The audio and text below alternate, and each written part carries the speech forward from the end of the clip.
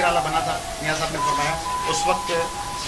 कराची में कोई भी नो गो एरिया नहीं था, कोई भी दहशत गर्दी नहीं थी, कोई भत्ते के लिए पर्चियाँ नहीं आती थी। फिर दूसरी बात हुई कि वो मैंने कहा कि सिंध में पट्टे वाले से लेकर चीफ इंजीनियर तक हर नौकरी बिकाऊ है और वो बेची जा रही है, उस पर टेन्योर मुकर्रर है कि इतने मुद्दत के बाद इतने पैसे दो, इतनी मुद्दत तक रहो। मियाँ साहब ने कहा कि मैं 3 साल, पलियो साहब ने उनको कहा, पलियो साहब ने कहा कि अगर 3 साल पहले इस सारी इक्वेशन पे सिंध के लोग और पंजाब के और पख्तूनख्वा और बलूचिस्तान के लोग साथ मिल के चलते तो आज हालात मुख्तलिफ होते। उस पर मियाँ साहब ने कहा कि अब इस मामले को जो गैप आया है उस गैप को दूर करने की कोशिश की जाएगी। और मुझे उन्होंने कहा कि आप हमें एक चार्टर बना के दें जिस पे उन्होंने कहा कि ये बंदों का मामला, घर के कोयले का मामला, अक़लियतों का मामला, टारगेट किलिंग का मामला, और हाँ, और मैंने उनको बताया, उस पर मियाँ साहब ने हैरत का इज़हार किया कि स्टूडेंट्स और एजुकेशन का जो मयार तबाह कर दिया गया। उन्होंने कहा ख्वाजा साहब रफीक साहब को और ममनून साहब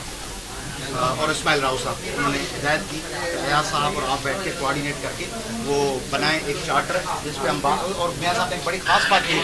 उन्होंने कहा कि ये सिंध के इशू नहीं, इनको हमें बना के दें, हम इनको नेशनल इशू करके पेश करें कि जोड़ी बंद की तहकीकात। और अच्छा, और उन्होंने पूछा कि फ्लड अफेक्टेड लोग कहाँ कहाँ हैं, उनको बताया कि हैदराबाद, कराची, मोरो के इंशाअल्लाह कैंप्स हैं। उन्होंने कहा कि नेक्स्ट ट्रिप में अपनी टीम को उन्होंने कहा कि मुझे फ्लड अफेक्टेड लोगों के पास लेके चलो, वो कहाँ।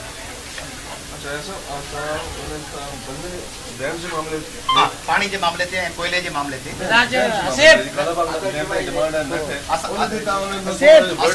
एग्जैक्टली। ॾिसो हिकिड़ा दोस्त आहिनि जेके अंदरि हिकिड़ी ॻाल्हि कंदा आहिनि, ॿाहिरि अची ॿी ॻाल्हि ॿुधाए, हींअर तव्हांखे ॿुधाए छॾियां त असां वॾो जेको मरण लाइ हुआसीं रेमंड डेविस ते, उहा रेमंड डेविस जो मौज़ू ई कोन आयो।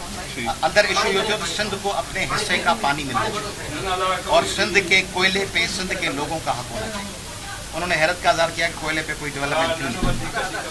पानी पे हमने कहा कि सिंध के लोग पहले सूख के तबाह हो जाते हैं, फिर वो डुबो के उनको 1.5 करोड़ लोगों को, उस पर बात शुरू ही यहाँ से हुई, जो बंदों की कर रहा हूँ ना, उस पर बात शुरू ही ये हुई कि पहले उनको सुखाया जाता है और फिर उनको जब वाफर पानी आता है तो उनको डुबोया जाता है, फिर डुबोया जाता है कि बात शुरू हुई भोजपुर, त्रोड़ी और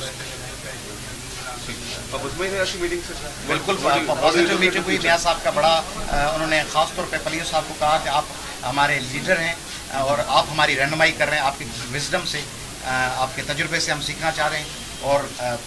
ये दोस्त आपके साथ कोऑर्डिनेट करेंगे, मैं हर वक्त आपके साथ राब्ते में रहूँगा। इस पे बात बात ये हुई कि अब ये जो गैप आया हुआ है, हमारा इन्विजन ये है कि